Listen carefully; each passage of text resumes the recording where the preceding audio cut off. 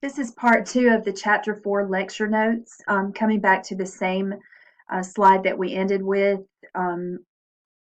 we were discussing the reason that prokaryotic cells are so small has to do with their surface area to volume ratio. The larger the surface area to volume ratio, the more material can move in and out of the cell.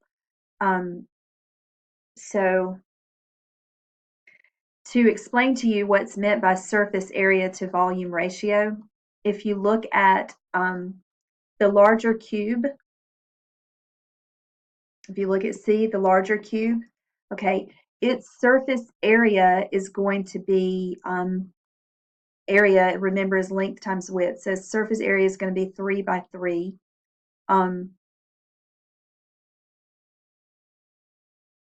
looking at the math, it looks weird, but its surface area is going to be 3 by 3, and then you have to multiply that by 6 sides. So it's 3 times 3, which is 9, times 6, and that gives you 54. Okay, so 54 is the surface area. The volume is 3 cubed because it's going to be length, width, and height. So that's going to be 3 times 3 times 3, which is 27. And 54 over 27 is 2. So the surface area to volume ratio is 2 for the larger cube. And then if you do the calculations for the surface area to volume for the smaller cube, you get 6. So the larger that ratio, the smaller the size of the cell. And so what happens is the smaller that cell is, the more surface there is for materials to enter. And they don't have to travel as far either to get all the way to the center of the cell. So more materials can enter the cell and more waste can leave the cell when you have a higher surface area to volume ratio. All right, this is an illustration of a eukaryotic cell, and it's showing you the different structures. This is the chapter where we learn the cell parts and the organelles. And you can see here this large structure is called the nucleus. Here it's a large purple structure. Inside of the nucleus is a structure called an organelle called the nucleolus. And the nucleus is surrounded by a double membrane called the nuclear envelope. The nucleus also contains holes called nuclear pores for material that needs to leave the nucleus. Attached to the nucleus is the rough endoplasmic reticulum. And it's called rough because it has ribosomes attached to it, and we already talked about ribosomes. Ribosomes synthesize proteins. So when the endoplasmic reticulum has ribosomes attached, it's called rough, ER, and its job is to make proteins. And the smooth endoplasmic reticulum is on the outside of the rough. The rough is attached to the nuclear envelope, and then the smooth is outside of the rough ER. The smooth ER does not have ribosomes, and it functions more in manufacturing lipids and carbohydrates. And then you have a Golgi complex, sometimes called the Golgi apparatus, which will package up those products, whether they're proteins or lipids or carbohydrates. It will package them up and either transport them somewhere within the cell or somewhere outside of the cell. A peroxisome is shown here, and that helps to break down fats. Lysosome contains digestive enzymes that helps to break down entire cells sometimes and large food molecules. Then you have, let's see, a centrosome, which is a combination of two centrioles and is important when that cell divides. The centrosome helps to organize the chromosomes so that half can go to one cell and half can go to the other. Here you also see a mitochondrion, which is the powerhouse of the cell. This is where energy is produced. You see the plasma membrane. Inside the cell is the cytoplasm. There sometimes are structures called cilia, which are little hairs that help move material across the surface of the cell. And then there is the cytoskeleton, which includes microfilaments and microtubules and sometimes intermediate filaments. So these are just filaments or fibers that play different roles, sometimes in movement and sometimes in organization. Okay, this is an illustration of the plasma membrane in a eukaryotic cell. And the plasma membrane, the backbone is primarily a phospholipid bilayer, And we talked about the phospholipids in the last chapter, have a phosphate head and two fatty acid tails. And the heads are facing the outside of the cell. And they're also facing the inside of the cell because they are hydrophilic or water-loving. They're soluble in water. And then the fatty acid tails face each other, and so they are facing away from the watery environment inside and outside the cell. You also have these large blue molecules. They are proteins with various functions. Sometimes it's a protein channel. Sometimes it is a protein that has a different function. A glycoprotein is a protein with a carbohydrate attached, and a glycolipid is when the carbohydrate chain is attached to the phospholipid. So those function a lot of times in cell recognition. These are the glycoproteins and glycolipids help the immune system know that that is your cell so that it won't attack it, and also glycoproteins and glycolipids are used in tissue compatibility tests. If someone is going to donate an organ, someone needs an organ transplant, their glycoproteins and glycolipids have to match up with the recipient, with the donor, sorry. And okay, now we'll talk about the cytoplasm, which is everywhere inside of the plasma membrane. So it consists of the cytosol, which is the fluid part or the gel part, and it also consists of the organelles, and it consists of the filaments that form the cytoskeleton.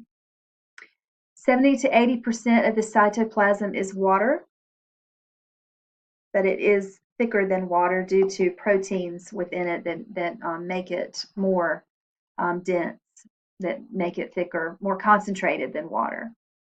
This is a picture of the nucleus, and it's also showing the rough endoplasmic reticulum outside the nucleus. The nucleus contains the DNA, and the form of DNA in this nucleus is chromatin.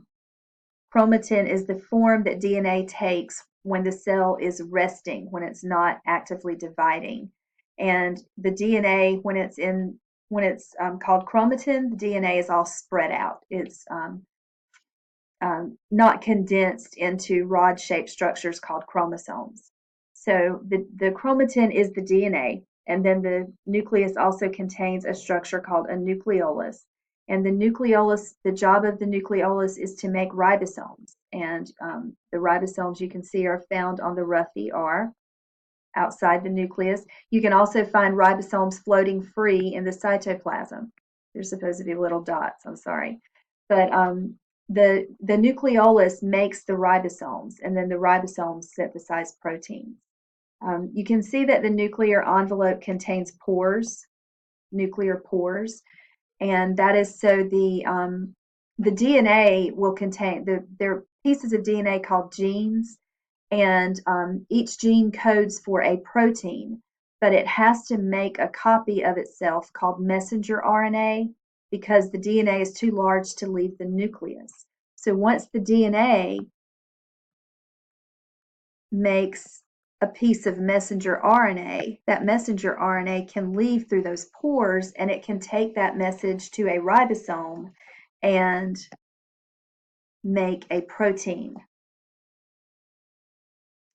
The nuclear envelope is a double membrane, so it's actually two phospholipid bilayers. It separates the DNA from the cytoplasm, and it separates transcription from translation. Transcription is when the DNA codes for messenger RNA. That happens inside of the nucleus.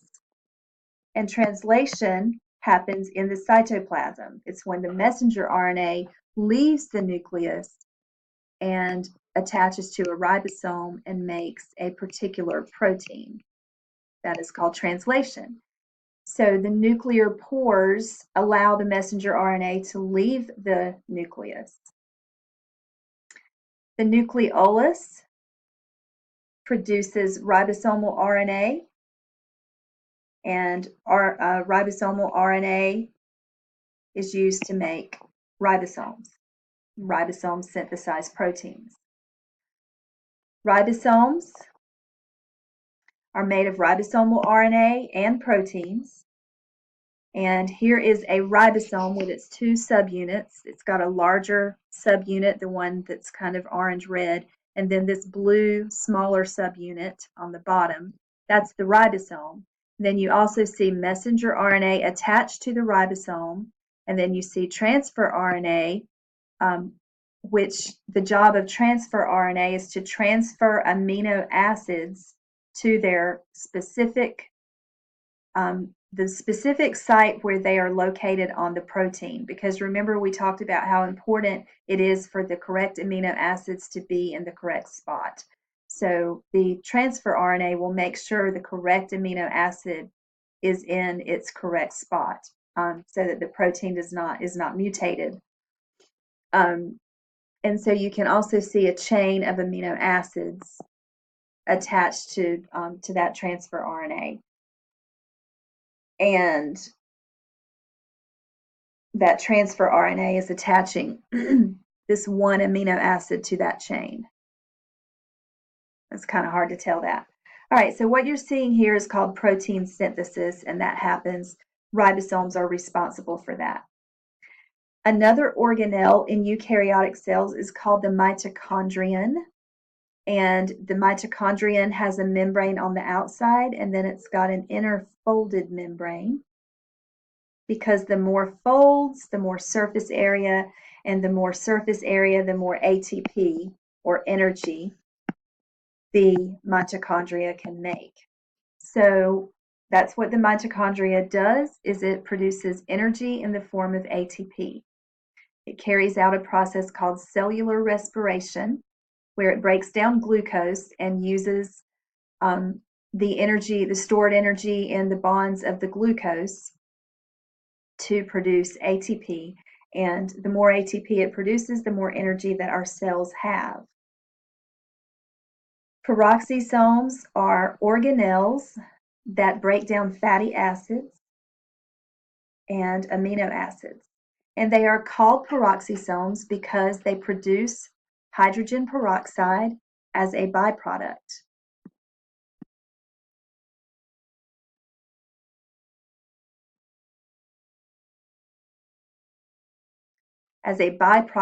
And they also contain an enzyme that breaks down the hydrogen peroxide into water and oxygen, because peroxide is toxic to our cells.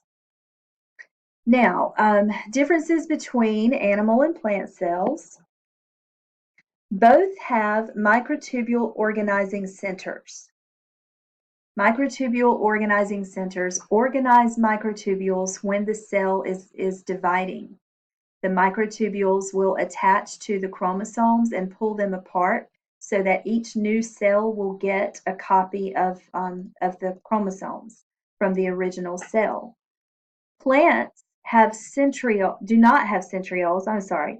Plants do not have centrioles in their microtubule organizing center, but animal cells do have centrioles in their microtubule organizing center. And the two centrioles is called the centrosome. So animal cells do have a centrosome, and they do have lysosomes for digesting large molecules and cells. Plant cells do not have those structures.